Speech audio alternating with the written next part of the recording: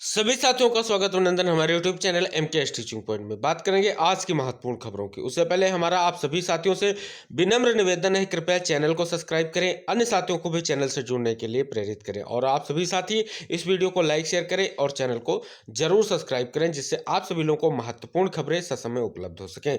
साथियों, बात करेंगे 69,000 शिक्षक भर्ती से संबंधित आज महत्वपूर्ण सुनवाई होने जा रही है, जो डबल बेंच में स्पेशल अपील दाखिल की गई है सिंगल बेंच के जजमेंट के खिलाफ। साथियों, यहाँ पर डबल बेंच में जो आज सुनवाई होने जा रही है बहुत ही महत्वपूर्ण है।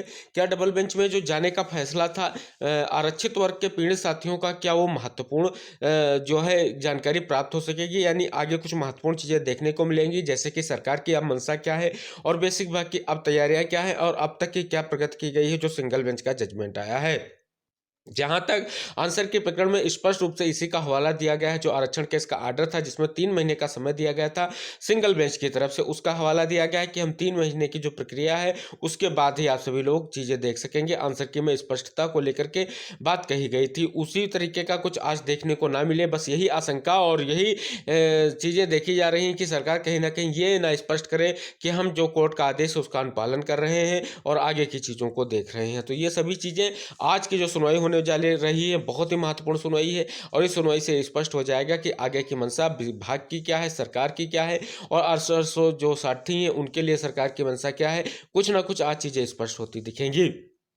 अगर हम बात करें तो पहली सुनवाई के दिन ही आप सभी लोगों को पता है प्राइवेट काउंसिल के रूप में आप सभी लोग जान सकते हैं कि संजय भसीन सर उपलब्ध रहे थे और स्पष्ट रूप से उस डेट में मामला नहीं सुना जा सका था, क्योंकि डबल बेंच में जो है एक जज के रूप में ओम प्रकाश शुक्ला जी थे, जिस बेंच में मैटर को ट्रांसफर किया गया था, इसी कारण से जो है मैटर नहीं सुना गया था। तो आज स्पेशल बेंच और स्पेशल आप सभी लोग का फ्रेश केस सुना जाने वाला है और जल्द ही इस पर कोई निर्णय लिया जाएगा या कुछ भी चीजें होंगी हम आपको वीडियो के माध्यम से अवगत कराएंगे कि सुनवाई में क्या कुछ हुआ है। इसके लिए आप सभी लोग वीडियो से के साथ साथ हमारे चैनल से अवश्य जुड़ें।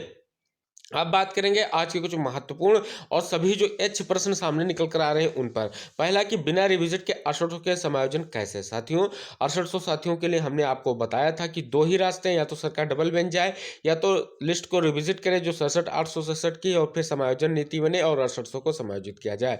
कहीं ना कहीं आपके जो भी आपको लीड कर रहे हैं उनकी तरफ से यही चीजें निकल कर आ रही हैं कि समायोजन पॉलिसी के अंतर्गत ही 6800 को जो है नियुक्ति प्रदान की जाए। और हमने ऐसा पहले भी आपको अवगत कराया था कि दो ही चीजों का मुद्दा रखना, या तो डबल बेंच जाए या तो सरकार जो है समायोजन नीति जो बना रही है उसमें जो है 6800 को स्थान दिया जाना चाहिए। तो कहीं ना कहीं जो वर्तमान परिदृश्य लग रहा है उसमें जो है समायोजन नीति बनती दिख रही है और 67,867 अब रिविजिट होती दिखेगी, क्योंकि विदाउट रिविजिट हुई है कोई भी चीज क्लेरिफाई नहीं होगी, आप सभी लोगों को पता है, क्योंकि सरकार ने बहुत सारी चीजें पहले भी यहाँ पर छुपा के रखी है, उनका जो है यहाँ पर निस्तारण होना बहुत जरूरी है। तो यहाँ पर आप साथी को हम अवगत करा दें, बिना रिविजिट के 6800 को नियुक्ति नहीं मिल पाएगी। अगर रिविजिट की प्रक्रिया होती है और समायोजन पॉलिसी बनती है तो 6800 के लिए चांसेस हैं कि सरकार चाहे तो उसमें 6800 लिस्ट को स्थान दे सकती है, क्योंकि ये भी एक चयनित की सूची हो सकती है। साथियों, अब बात करेंगे एटीआरई पर। जिस प्रकार से लगातार एटीआरई पर एक घमासान जारी है, एटीआरई सबसे प्रबल मुद्दा है जिसको लेकर के साथियों ने अपील दाखिल की है डबल बेंच में। तो क्या एटीआरई पर जो लड़ाई चल रही है उसका अब क्या सुखद अंत होगा, क्या आरक्षित वर्ग के साथियों को लाभ मिलेगा, सबसे बड़ा सवाल है। अभी तक इसको लेकर के चीजें स्पष्ट नहीं हुई है। जिस प्रकार से सिंगल बेंच ने यह मुद्दा खड़ा किया है कि डबल बेंच में जाने से पहले ही स्पष्ट हो गया कि दो प्रकार का आरक्षण आरक्षित वर्ग को दिया गया, एक टीईटी में, एक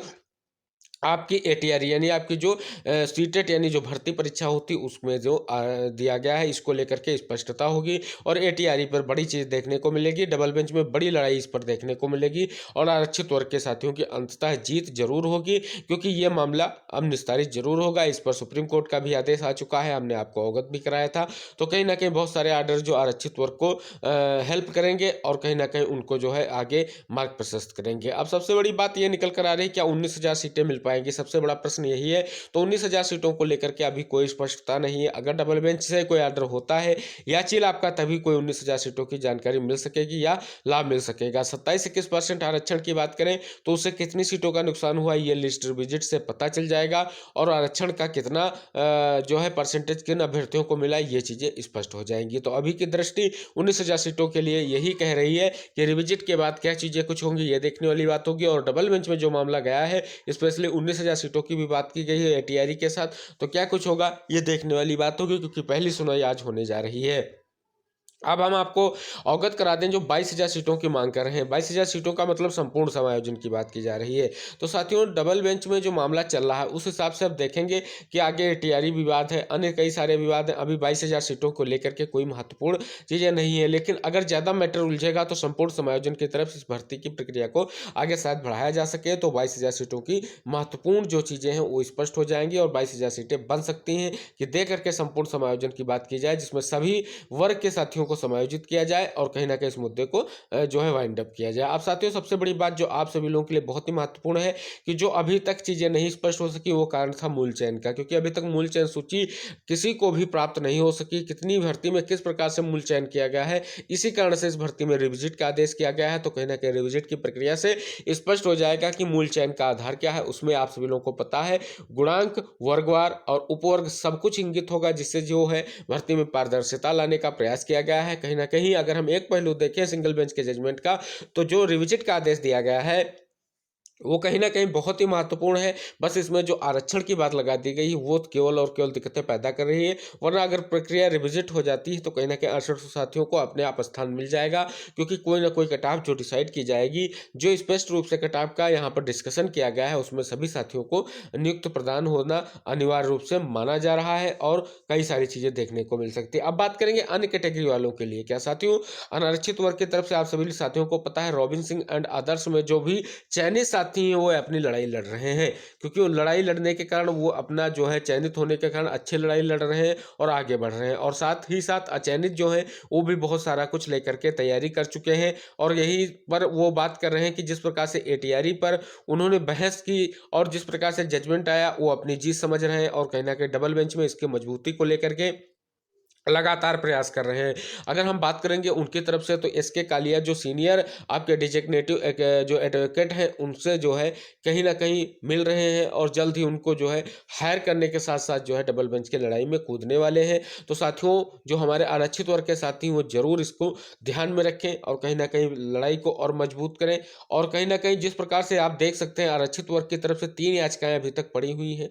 तो इन याचिकाओं का कोई भी इस प्रकार से अलग-अलग होना डिवाइड होकर के कार्य नहीं किया जा सकता। आरक्षित वर्ग की तरफ अगर आप ध्यान केंद्रित करेंगे तो सारी टीमें एक होकर के कार्य करें तो भी किया जा सकता है। आप अनारक्षित वर्ग को देखें तो सभी टीमें एक होकर के कार्य कर रही, तो कहीं ना कहीं आप सभी लोग को एक होकर के कार्य करना पड़ेगा, तभी आप सभी लोग एटीआरई मुद्दे पर जीत हासिल कर सकते हैं। अन्यत्र आप सभी लोग सिंगल बेंच के जजमेंट की तरह फिर से आप सभी लोग देख सकेंगे कुछ आप सभी लोगों के पक्ष में गलत फैसला ना आए, इसको आपको ध्यान में रखना है और जिससे आप सभी लोग आगे की स्थितियां परिस्थितियां अनुकूल बनी रहे, इसको आपको ध्यान में रखना है।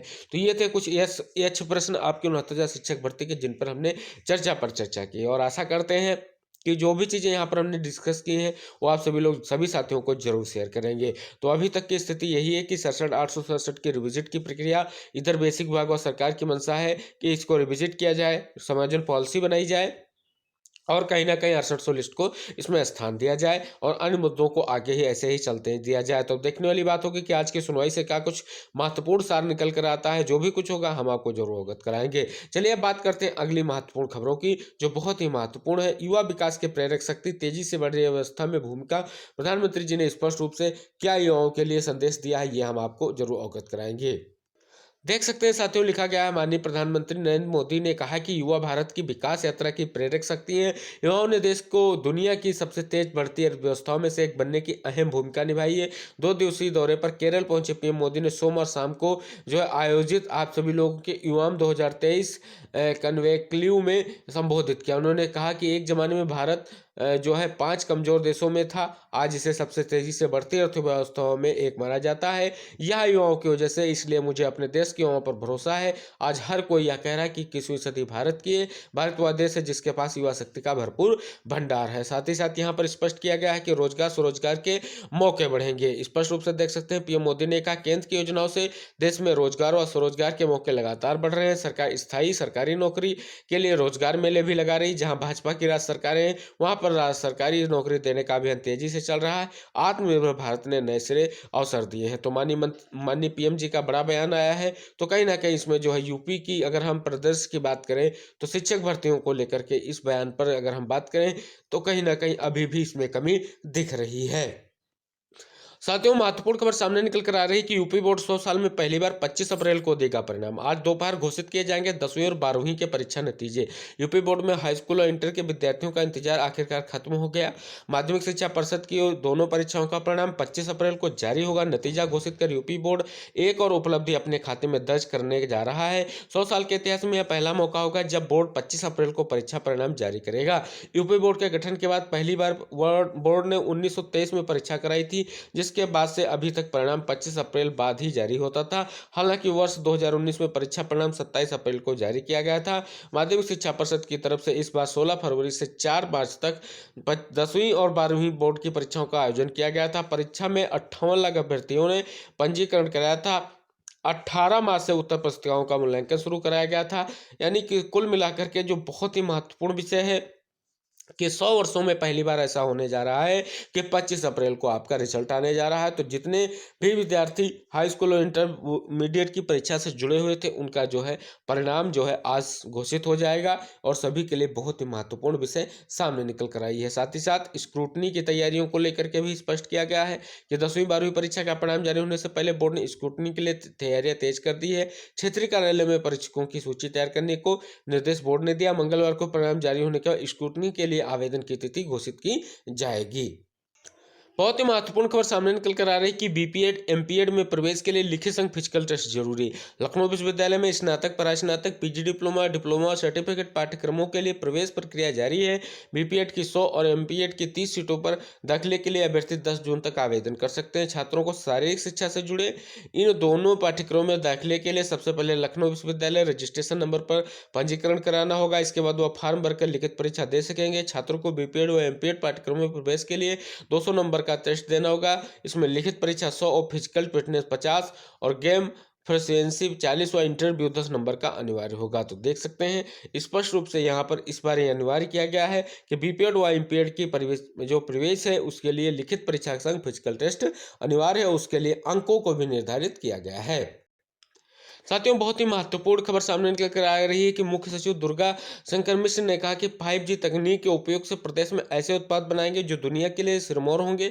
5G तकनीक से प्रधानमंत्री के लोकल टू ग्लोबल के सपने को साकार करने के लिए योजना बनानी होगी। इससे भ्रष्टाचार को दूर कर स्पीड, स्केल और स्किल को बढ़ाया जा सकता है। मुख्य सचिव सोमवार को इंदिरा गांधी प्रतिष्ठान में केंद्र सरकार के संचार मंत्रालय और प्रदेश के IT और इलेक्ट्रॉनिक्स विभाग की ओर से 5G तकनीक पर आधारित कैपेसिटी बिल्डिंग कार्यशाला को संबोधित कर रहे थे। उन्होंने कहा कि उत्तर प्रदेश बदलता हुआ आकांक्षी प्रदेश है। तो देख सकते हैं महत्वपूर्ण खबर सामने निकल कर आ रही है। ये थी साथियों आज की महत्वपूर्ण खबरें। हम आशा करेंगे आप वीडियो को लाइक शेयर करेंगे और चैनल को सब्सक्राइब करेंगे और साथ ही साथ 69 शिक्षक भर्ती में जो आज महत्वपूर्ण सुनवाई होने जा रही है डबल बेंच में, उससे संबंधित जो भी महत्वपूर्ण खबर है उनको हम जरूर आपको अवगत कराएंगे। इसके लिए आपको चैनल से जुड़े रहना है। साथ ही साथ अन्य शिक्षक भर्तियों के लिए भी चैनल को सब्सक्राइब करना है, जिससे महत्वपूर्ण जानकारी आपको ससमय उपलब्ध हो सके। हम इन्हीं आशाओं के साथ अगले वीडियो में फिर मुलाकात करेंगे या अपनी महत्वपूर्ण खबरों के साथ फिर उपस्थित होंगे। तब तक के लिए टेक केयर, बाय बाय, जय हिंद साथियों।